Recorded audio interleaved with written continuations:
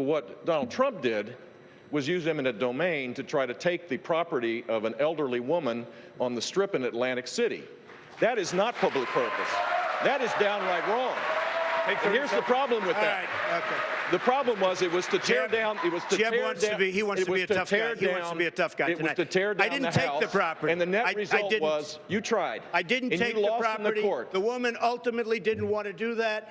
That is not true. And the it was simple great that fact I is, didn't. to turn this into a limousine parking lot for his casinos is not a public use. And in Florida, based on what we did, we made that impossible. It is part of our Constitution.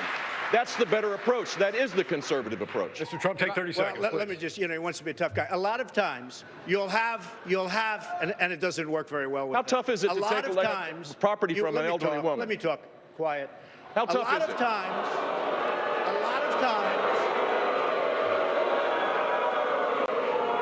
that's all of his donors and special interests out there.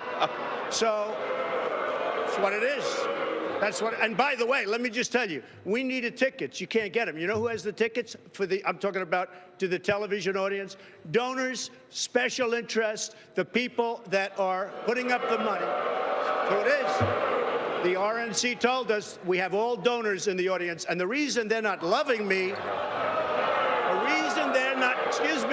the reason they're not loving me is I don't want their money. I'm going to do the right thing for the American public. I don't want their money. I don't need their money. And I'm the only one up here that can say that. Eminent domain, the Keystone Pipeline, do you consider that a private job?